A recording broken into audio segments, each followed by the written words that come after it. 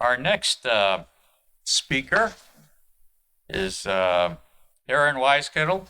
He is the director at the University of Maine Center for Research on Sustainable Forests. Dr. Aaron Weiskittle is professor of forest biometrics and modeling and Irving Chair of the Forest Ecosystem Management, director of the Center for Research on Sustainable Forests, and director of National Science Foundation Center for Advanced Forest Systems. He's a busy guy, yeah. He has been at the University of Maine since 2008, following a 2-year stint at Weyerhaeuser. He teaches undergraduate and graduate courses on forest measurements and biometrics.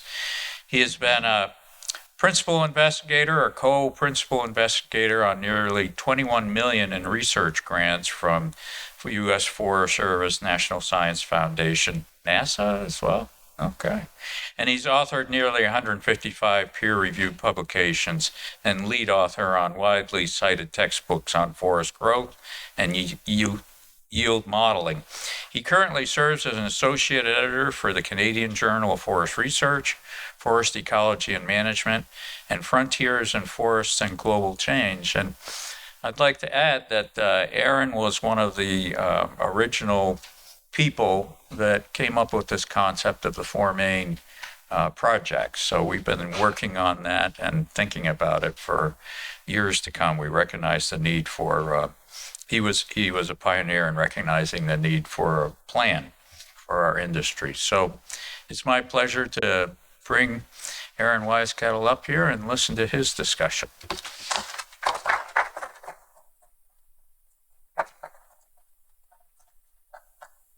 Oh, you're all set.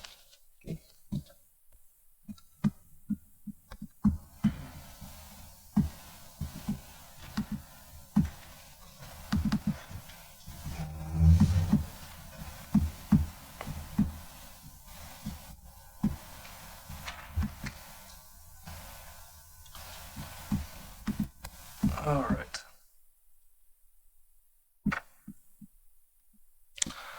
All right. Well, thank you. Always good to be here. My last Maine Forest Products Council award or meeting, I got an award, so hopefully it's not revocable. I thought that was the peak of my career, and then I got the call from Jimmy, who I thought would complain about some university administrator, some bonehead faculty member. But like John, I tried to deflect this invitation, but Jimmy says no. All right. So what I want to follow on was John's presentation. I think another big word that wasn't part of the additionality or leakage is also substitution. So I think that's a big play for the industry, is being able to substitute for other kind of petroleum-based products, coal, steel, all the other players. So that's a big part of this discussion. I do view forest carbon as another product that the industry needs to consider. I do think it's an opportunity. But I think we have to be able to tell our own narrative rather than trying to face the backlash that is currently happening within kind of media and the other players. I'll move quickly. Patrick did guarantee me that there would be no questions, so that was one of the primary reasons I was willing to do this.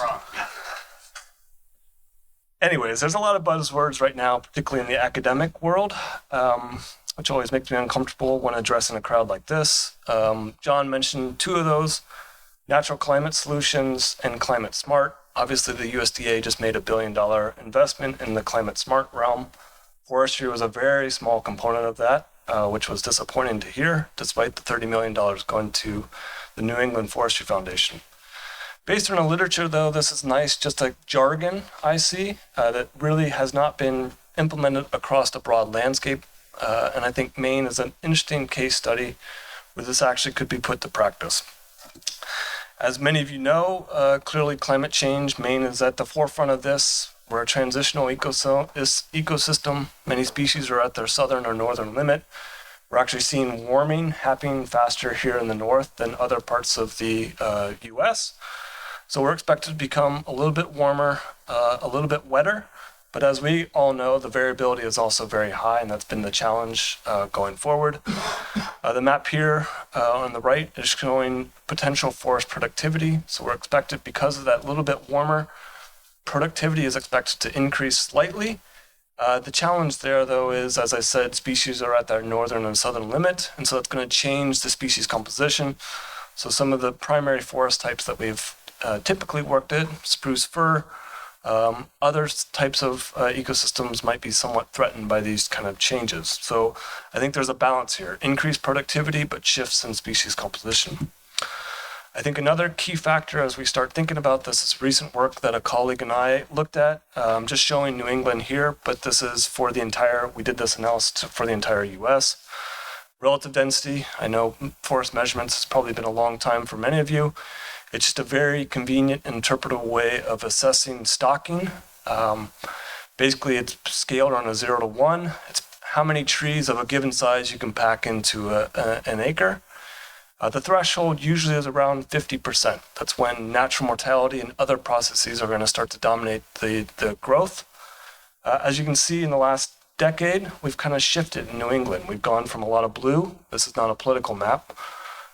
This is basically a shift from kind of a lower relative densities. The sweet spot is usually around 0.3 to 0.5 on a biological basis. Now, as you can see, we're kind of shifting towards that 0.5 to 0.6. So I personally would say that our forest right now is kind of at a biological tipping point without these other factors like climate change or other things. I can digress on that, but I won't. But I think, again, this is the key of the narrative, is saying that the forest is at a particularly important biological state. And as we think about our markets and carbon in particular, especially with the pro-forestation movement, this is an important point that I think needs to be made apparent. As John highlighted, the Maine Climate Council has been pushing this agenda forward. I think this is a very proactive approach. I've been involved with the scientific committee, and I think there are some positives that have come out of this. But again, I think it's also about recognizing this opportunity and pushing it forward. Now, after sitting on several Climate Council meetings, on the science end of things, I got tired of hearing about the Gulf of Maine. I recognize it's an important part of Maine's kind of natural environment and our natural economy. But if we're starting to talk about carbon, as John said, we're 89% forested. So if you're going to talk carbon, you have to talk about the forest. So I and a set of other colleagues got together. This was about 2017. And we basically did a highly detailed assessment of Maine's overall carbon budget, including our greenhouse gas emissions, including our waterways, including the ocean, and all kind of other factors. And as John kind of already pointed out, the forest itself is about 60% of the total emissions. You include the long-lived forest products, and that's another 15%. So the take-home was that we're about 3/4 of the way for being net zero. And if you want to talk about that, you have to talk about the forest. That was much to the disappointment of the blue carbon folks, but I think it's an important story to tell. The U.S. Forest Service came up with an additional analysis a year or two ago, kind of showing the trajectory of these things. So this is basically the last 20 years or so. Our report was very specific on 2016. Here you want to be negative, so the lines below the greenhouse gas emissions are positive. So basically that is carbon being removed from the atmosphere. I think the forest has continued to increase sequestration, and we can talk about that. That's kind of related to those relative density trends, while wood product removals have clearly stayed fairly consistent over time. I think the trick here, and as John pointed out with kind of the state's carbon objectives, going to kind of net zero, I think is going to involve some form of the forest. John's already highlighted that, but I think we're projecting the forest to continue to be an important source of sequestration. And I think I'll touch on that briefly. But again, these are projections, and as Peter T. might say, all projections are probably wrong. But again, the narrative here is I think Maine can be a real leader in this. This is a state map or a national map of the percent greenhouse gas removed by the forest. So Maine isn't number one. We're actually number 4, but I think that's pretty impressive given where we are, given kind of the state of our forest. And I would like to hear this narrative told more. So we're definitely in the top 5, and I think we could easily be top 1 as we think about strategic investment. As Patrick highlighted, the center has directly interfaced with industry through the CFRU or many other initiatives like For Maine. One part of this, obviously, is engaging with you, but it's also doing the science that matters to the industry. One of these focal areas has been the natural climate solutions, which my colleague, Dr. Adam Dagno, has really led. This is an effort that we've been on about year 3. It was looking at both agriculture and forestry, and we looked at all the typical alternatives that John kind of highlighted. Afforestation, which has gotten the attention of a lot of people, deforestation, proforestation, extended rotations, conservation, and what the real focus is on management. So just to kind of show you the science, we built an integrated framework that includes both the economics as well as the biophysical factors. So we're not going to ignore markets. Adam's an economist, so that is a key focus of him. We also want to be able to reflect the management differences as well as the current state of the forest as well. I'll cut to the chase right here. This is all in the report. The top half is agriculture. You can see the scales are very much different than what we're talking about with forestry. So a complete scale shift. For us, the findings were that this avoided forest conversion or afforestation were small players. We're already at 89% forested. You're not going to see large changes in that. What really struck me, though, is 2 things: the magnitude of both a diverse yet active forest management approach that I'll get into a little more details here. And this is at an achievable carbon price. So the green is about 25 per ton, which is in the neighborhood of where current carbon prices are at. The key here is that we're not talking about 30 to 50% of the landscape being in clear cuts. We're talking about the annual harvest, 50 to 30% being in clear cuts. So it's a very different discussion point that I'll try to highlight quickly. I think what I've seen in all of this is a large role of products. And this is where the carbon accounting gets difficult.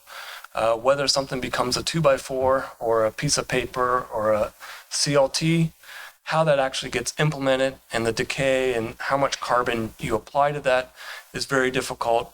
And that's where the life cycle analysis and other factors come in. I haven't seen very comprehensive analyses comparing these to other products, particularly with Maine-based, but I know this is an issue that continually comes up. All of this is to say is it's very hard to forecast what future products might be, but it's an important part of this carbon accounting procedure. We take a slightly different approach to projecting the forest than what industry uses, rather than the FIA or Woodstock projections combined with something like Forest Vegetation Simulator. What we're doing is integrating remote sensing. So we're looking at every 30-meter pixel of Maine's forest, and we're projecting that forward through a landscape model that accounts for harvesting, disturbance, and growth.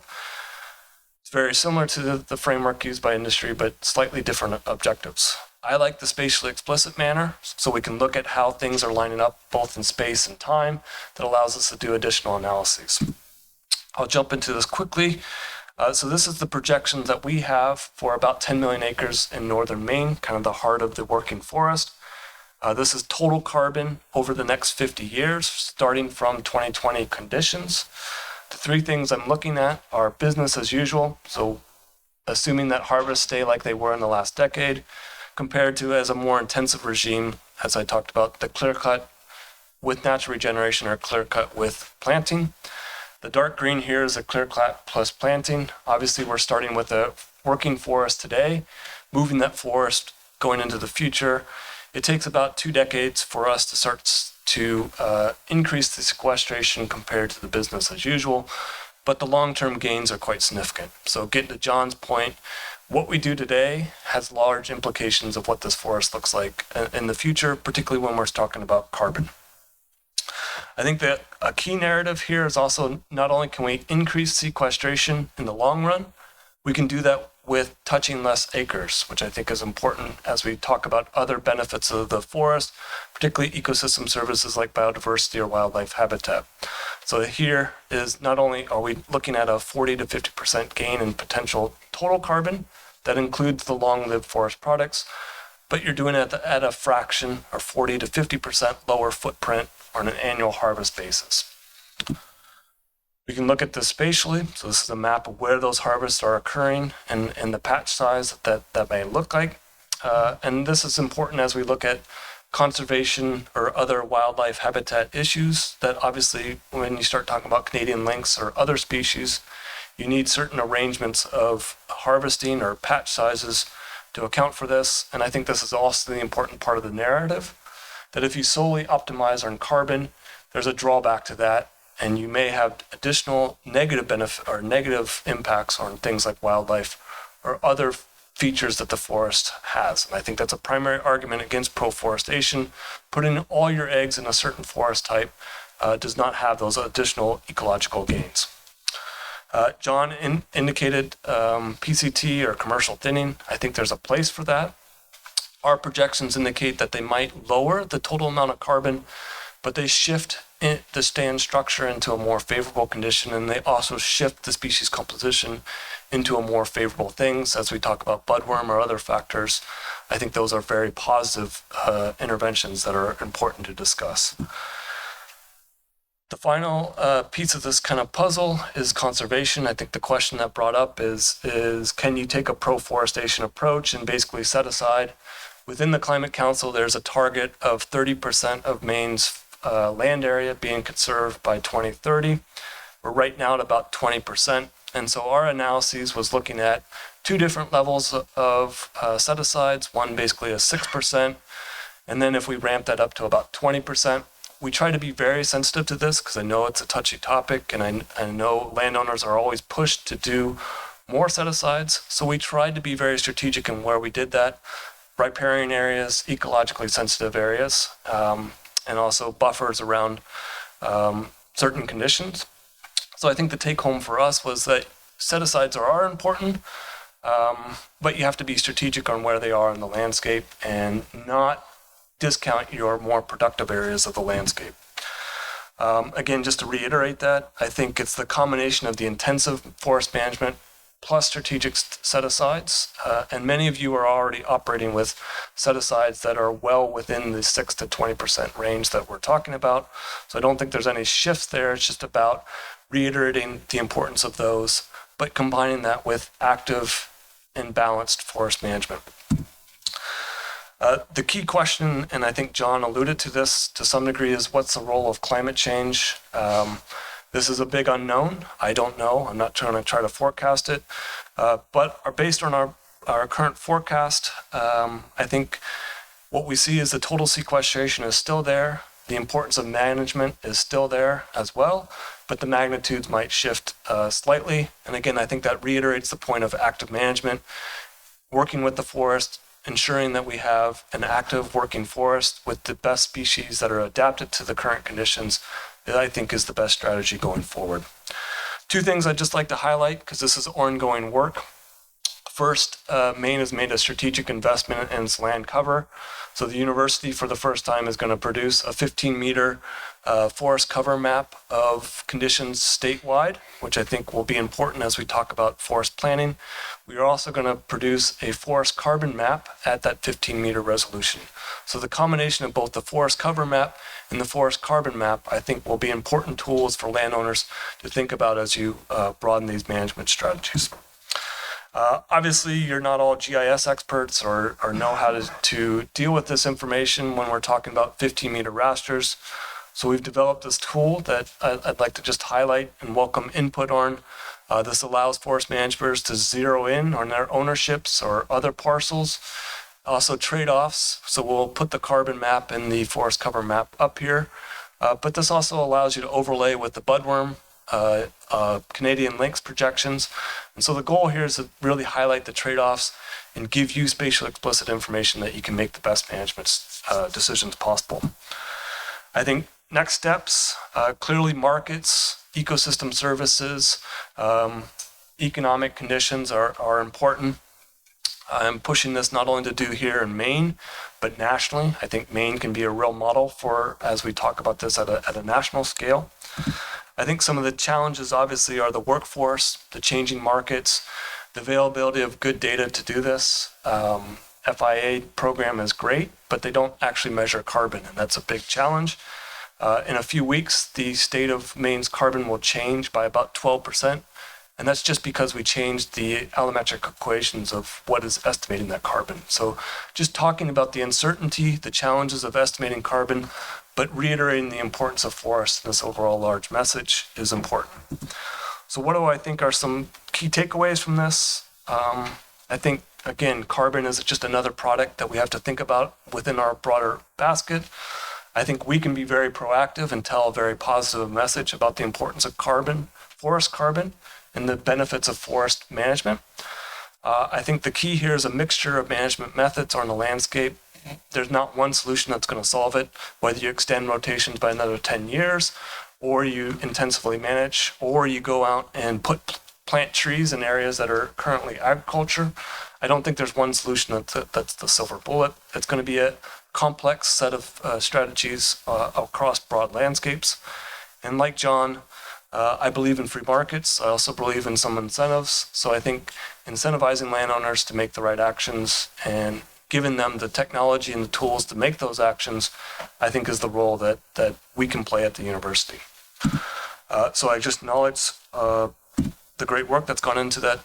I am happy to take questions, but I think we're tight on time, right? Thank you. Any questions?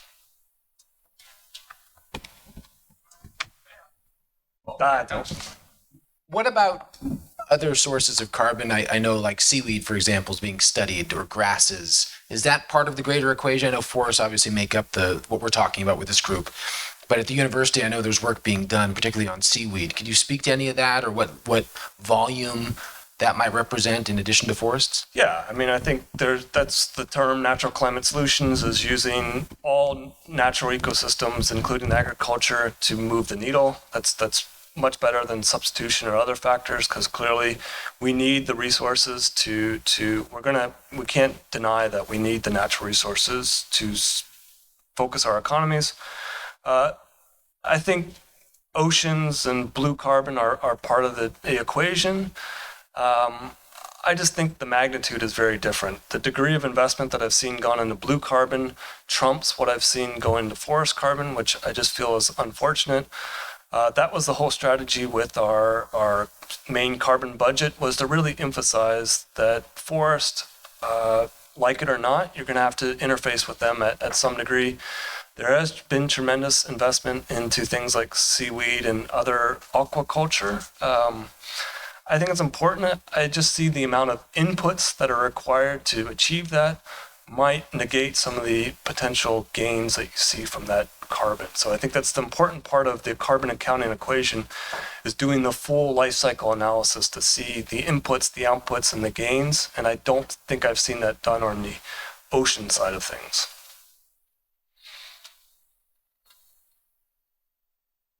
I am really happy to take questions or feedback. Yeah, their thoughts?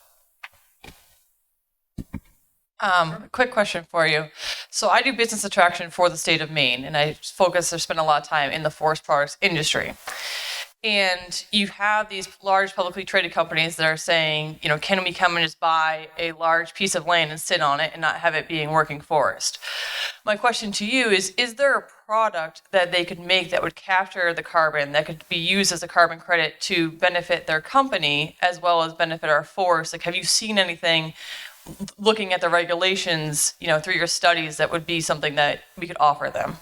Yeah, I think it's clearly in the products. And I think that, substitution is a big part of this. Bioplastics, biofuels, long-lived products like the CLTs, like lumber itself. I think displacing the petroleum-based products is the answer, and you don't achieve that by not harvesting the forest. So I think the key is in working forest, not necessarily conserved forest.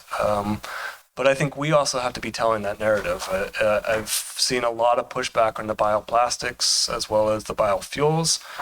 Just for example, the issue with being able to use residues from naturally regenerated forests. This is an EPA ruling on forest and how they're able to use.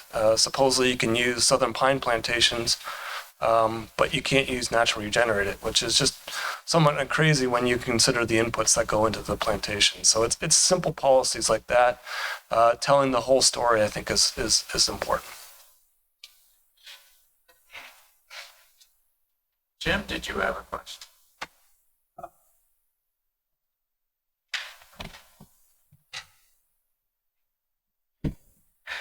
Two things. One, every time we talk about carbon sequestration, they seem to be talking about cutting less wood. So I'm worried about the supply to the mills. But out west, for years, they haven't been cutting much wood in the national forests. And now we're seeing those all going up in smoke and all that carbon going back into the air. So I'm wondering if the same thing wouldn't happen in other parts of the country if we start doing that. I think that's a real concern. You might like to address that. And then secondly, it seems these big companies like Microsoft and so forth, they're the ones that are producing the carbon, and they want to use our forests to offset that. They don't necessarily have to do anything to change their policies. They can use our forests.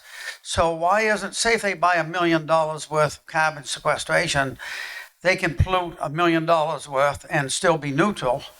But if they buy $10 million worth, they can pollute $10 million worth. So why aren't we giving them a license to actually pollute more rather than less? We're out of time, right? All right.